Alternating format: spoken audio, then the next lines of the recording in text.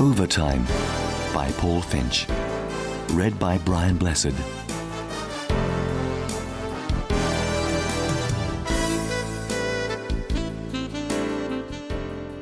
Detective Constable Harry Jenks knew that things weren't going well between himself and the DCI when he was given to area for a weird job on the Bannerfields estate. There were three particular things he didn't fancy about that one. First of all, area. The polite face of the job, the community department who dealt mainly with noisy neighbours and little old ladies who had no one else to talk to. Since when did they need CID? Unless it was some real ball-acher. Secondly, weird job. Anything classed as weird in this town would have to be well off the beaten track. And thirdly, the Bannerfields estate. It was mostly ash and brick dust now, a flattened desert of rubble in the heart of the city redevelopment scheme. There couldn't have been more than 3 or 4 houses left standing. As it turned out, there were less than that. When Harry pulled up on Laburnum Grove that Monday morning, he found himself beside a 2-house end of terrace in the middle of a virtual wasteland. Charlie Fishwick, the young area PC for the district, was standing on the pavement, as always, immaculate in his uniform and grinning broadly. He was young for an area copper, but apparently he got on with people and had made the job his own. The detective climbed from the CID car. It was a cold, grey February day, and he quickly pulled his Mac on. Charlie strode over to him, hands behind his back. "Morning, Harry. Must have really stepped out of line to land this job." Harry grunted. "Just don't talk to me about it. What's all this, anyway?" Charlie looked unsure. "I think ghosts." Harry gave him a blank look, and the PC began a long-winded and rather vague explanation. He turned to the houses, both sorely dilapidated, and told how the tenants, Mr. Carswell and Mrs. Casey, had reported odd sounds. "That's a CID job," said Harry. "Odd sounds." Charlie cleared his throat self-consciously. "Well, I asked for CID, actually, Harry. I'm not happy about this arrangement, to be honest. Codswell in one house, he's an ex-druggie. The old girl in the next, and no one else within miles of them. I'm beginning to wonder what's going on." This sounded more interesting. "Well, let's go and ask him," said Harry. The PC stepped back and let the older man lead the way. Harry Jenks was not an impressive sight, overweight, scruffy, and with a permanent hangdog expression. But his reputation as a hardened thief-taker was set in stone, and most impressionable young career bobbies had time and respect for him, even if his supervisors didn't.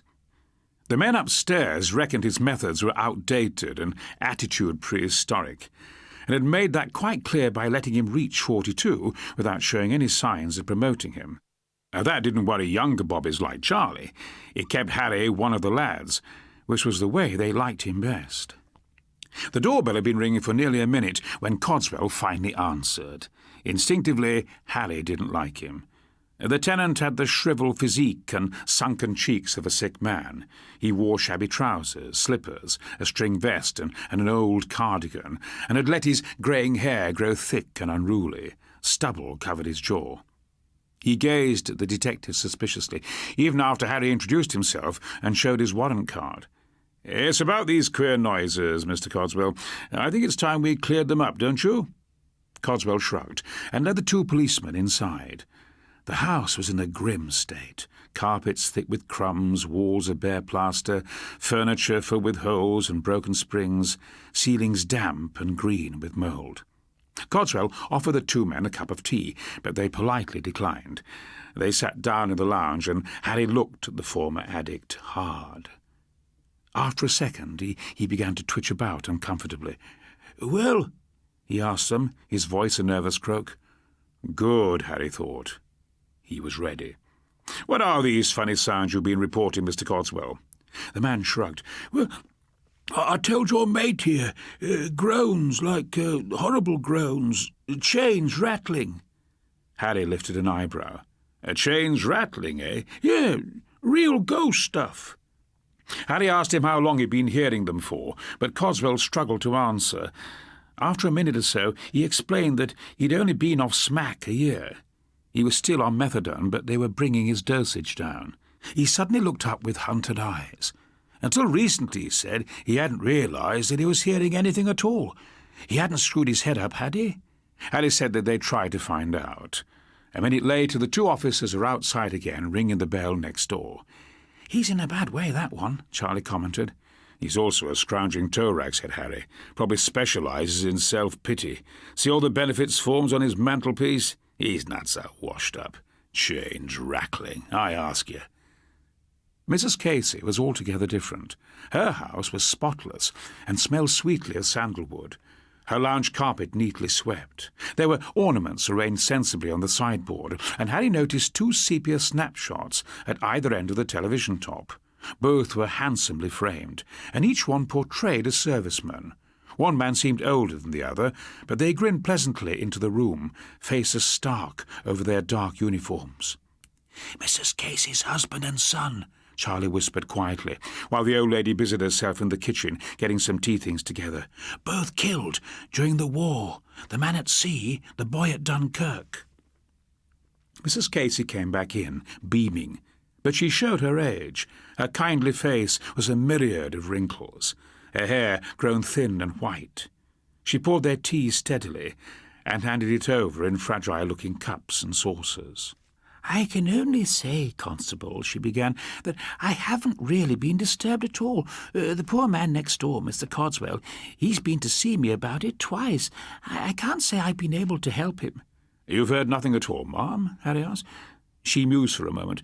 "Well, I have heard the odd noise, a sighing or groaning, I suppose, but I must confess I always thought it was Mr. Carswell himself. He hasn't been at all well, you know." Harry was surprised. "You can hear him through this wall?" Mrs. Casey smiled. "These houses are very old, Constable. The wall's very, very thin." Harry looked at the neatly papered wall. He imagined the former drug addict on the other side of it, ear pressed against the cracking plaster, taking in every word. "Mr. Carswell thinks it's ghosts," he said loudly. To his surprise, however, the old lady tittered. "Oh, dear me, Constable. Ghosts? Well, when you reach my age, it's the living ones you've got to be worried about." Charlie sniggered. Harry's smile was false, however. "You have heard something, though?" he asked again. "Strange sounds?" The old lady nodded. "I'm not frightened of it, though. It doesn't frighten me at all." A few minutes later, the two coppers were strolling up the cobbled alley behind the house. The line of buildings on the other side of it had long been demolished, but incongruously, the brick toilets which had once stood at the end of their backyards remained, a row of roofless, tumble-down shacks. Harry shuddered. What a place for an old lady to be spending her final years in. Charlie shrugged. As far as he knew, she'd been offered a price for her house several times, but had opted to stay on. "She's a tough one," he said. Harry nodded. When she said she wasn't frightened, she clearly meant it. He supposed that to someone who'd lost both son and husband in the same war, probably never knowing the full details but imagining the worst, ghost stories seemed like childish fantasies. They walked to the end of the row, then back again. Charlie glanced into the outbuildings one by one. Most had been derelict for years. They were deep in weeds and rubble. A chill breeze came up, setting the loose timbers creaking. It suddenly seemed that they were a long way from anywhere. "You know," the PC began, "this neighbourhood has a tragic history. It was heavily bombed during the war. One night, a German Messerschmitt crash-landed around here on its way back from a raid, flattened about 6 houses, burned everyone inside them to a crisp. They spent hours trying to identify the bodies, but a lot of people were left unaccounted for, including the pilot. Bloody awful." Harry looked at him. "You're not trying to tell me you think it really is haunted?" Charlie shrugged. Then they heard the groan. A long, drawn-out human groan, which seemed to rise from the bowels of the earth. It ended almost abruptly as it started. Both men turned sharply, but behind them the back street was empty. Nothing moved on the wasteland or in between the ruined outhouses. The hairs on the nape of Harry's neck were suddenly prickling. He glared up at Codswell's windows, but they were all firmly closed, the curtains drawn. The attic's back gate hung from its hinges, clearly showing nobody in his yard. "What time do you get off duty, Charlie?" the detective finally asked in a quiet voice. 3. I'm on again tomorrow." Harry shook his head. "I want you on tonight. All night. Civvies. We'll pay the overtime." Later that afternoon, Harry called in at the local RC church to see the parish priest, who turned out to be a helpful elderly man. He'd been in the parish for several decades, and did recall something vaguely disturbing at Laburnum Grove, he said. It was an old story, though, rumours of haunting following multiple fatalities during a bombing raid in the war. Hadn't some German aircraft come down on the street? Harry confirmed that the story was true. For some reason, the priest then grinned. The parish authorities had never taken the tales very seriously, as he recalled. Reports had come in from various people, but all referred to groans, screams, and the rattling of chains. Harry felt a chill creep down his spine. The priest was quite amused by it, however. A sort of textbook ghost, as he put it. All very odd, but hardly believable. If the spirits of the dead could really come back, would they honestly try to make contact by rattling chains? It was straight out of Dickens. Preposterous. Early the next morning, as he slumped in sweater and jeans in the front of the CID car, drinking cold coffee and watching the houses on Laburnum Grove, Harry still hadn't made up his mind. Charlie, also kitted out in plain clothes, was beside him, snoring loudly. They'd been taking it in turns to watch, but it was now dawn, and a pale, mist-shrouded one at that, and neither had seen anything suspicious. What would someone want to scare 2 people out of 2 rubbish houses like that for? The detective wondered aloud as he nudged his psychic awake. Charlie yawned, then rubbed his cramped and frozen joints. "I don't think it's Carswell any more, then." Harry wasn't sure. "There's definitely no demolition order on these properties yet? They're not holding up the redevelopment scheme or something?" Charlie said no. He'd already checked all that. Harry thought again about the blood-curdling groan in the empty back street. Even in broad daylight it had spooked him. But he couldn't get out of his mind what the priest had said. Textbook ghosts. It was like fairies with butterfly wings, or witches with broomsticks and warts on their noses. Surely if someone was trying to scare those people, they'd be a bit more original. But then again, they were only copying a local legend. 9 o'clock finally came, the sun rising like a cold jewel in the ashen sky, and Charlie asked when they were knocking off.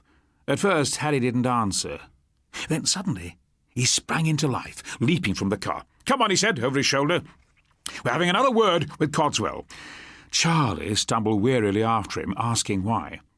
Harry said it was just a gut feeling he had. When the PC pointed out that Carswell was actually the complainant, the detective felt his suspicions crystallize. "For some reason, he wants that old lady out from next door," he said, ringing Carswell's bell hard. He'd heard the old stories and thought he'd shift her that way. What he didn't bargain for is that, nice though she is, she's too deaf or too dizzy to notice. So he did the next best thing. He involved us, hoping we'd get the message through to her. Carswell finally came to the door, wrapped in an indecently short dressing gown. Charlie cringed at the sight of old bruises on his legs and arms, needle tracks. Perhaps Harry was right. A man who would do that to himself was capable of anything. Initially, they didn't accuse him, however. After all, even if it was him, he'd committed no crime. The detective adopted a tougher line, though. He'd done some checking on Mr. Carswell. "When did you first report these noises?" he asked. 3 months ago, I think."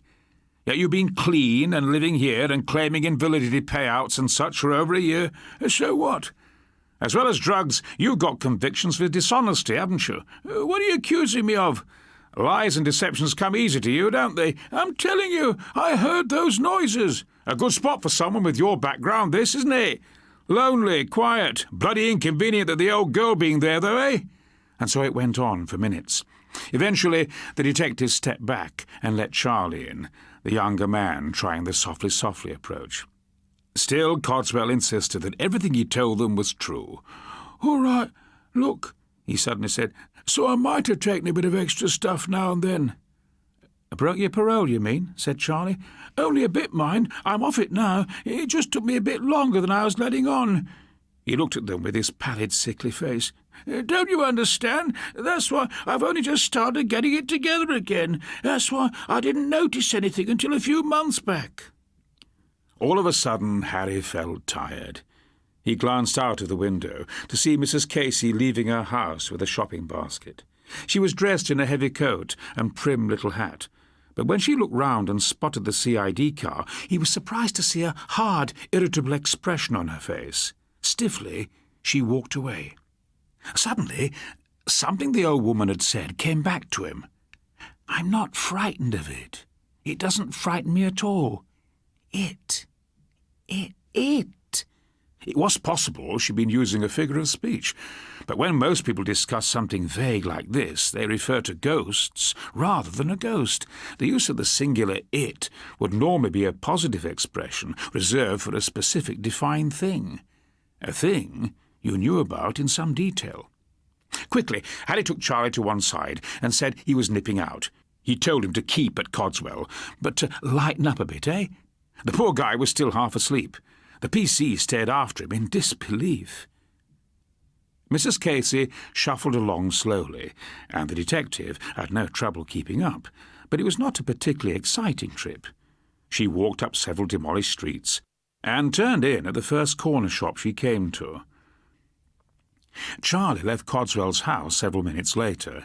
It was more an embarrassed retreat than anything else, and he felt mildly annoyed with Harry. He rang next door, but nobody answered, so he wandered round the back.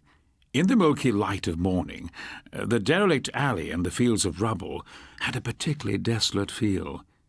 He remembered that eerie groan, and wondered if this was the exact spot where the Messerschmitt had crashed.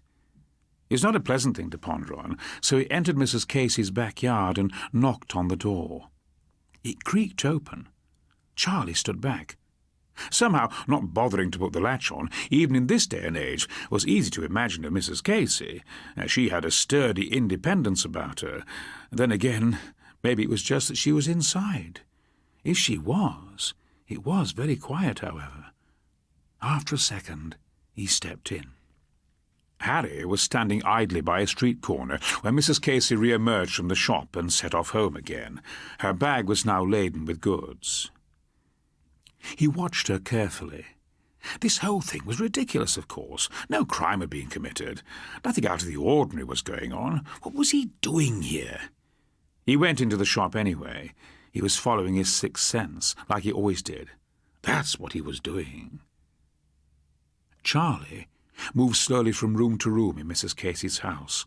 All the curtains were still drawn, and it was surprisingly dark.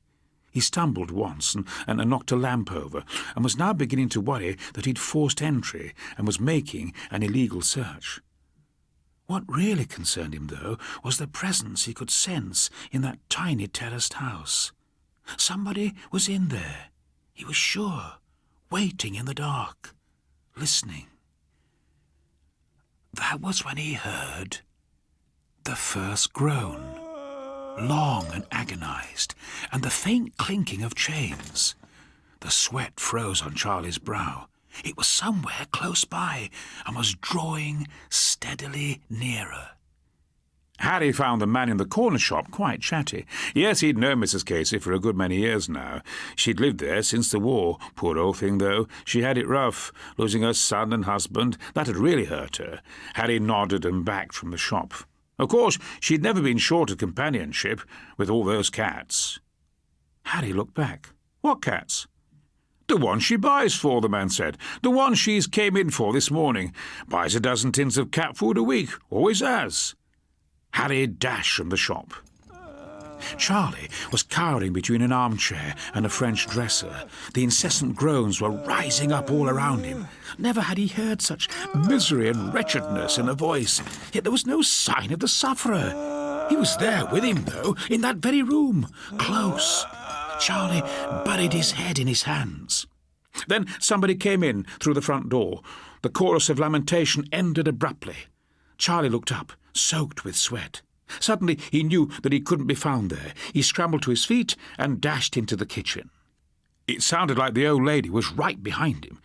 She was only feet from the kitchen door. In fact, if he went outside, she'd see him through the window.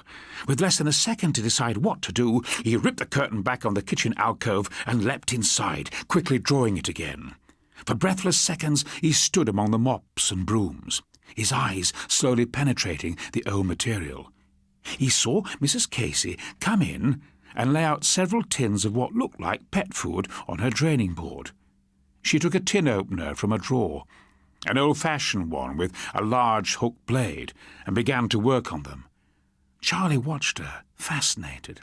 Then he sensed, rather than heard, the muffled movements somewhere behind him. His spine crawling, the PC turned to look. He barely noticed that he'd knocked a mop over.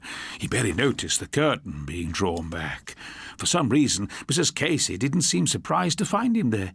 "You naughty, sneaky man," she said. Then she plunged the tin opener into his chest. It punched a deep hole between his ribs, and Charlie gasped in shock, clawing at it as the blood pumped freely out. Mrs. Casey watched him dispassionately as he collapsed among the buckets and dustpans. Then she stepped over him. He was vaguely aware of her taking a key out of her pinafore pocket and putting it in the lock of a narrow door at the back of the alcove. She opened it, and a vile stench wafted out. "You naughty, sneaky man," the old lady told him again. Then she lifted the tin opener above her head, this time in both hands, as if for a final downward thrust. And Harry leapt onto her from behind. She squawked in rage as he wrestled the bloody weapon from her and hustled her away. Charlie rolled sideways to avoid their kicking feet. Before him lay a gulf of blackness. "Don't look down there, Charlie!" he heard Harry shouting. "You really don't want to!" He couldn't help it, though. He was going into shock, but he had to see first. Stone steps ran down into a cellar, now faintly lit from the light in the kitchen and strewn in decaying filth. Seconds before he passed out, he realized that at the bottom of those steps a figure was lying prone. A figure of sticks, with a shriveled turnip for a head. A scarecrow, he thought, puzzled. But no, it was moving slightly. And why put chains on the feet of a scarecrow, or dress it in what looked like an ancient flying suit, or give it an armband? An armband, wearing the distinct but faded sign of the swastika.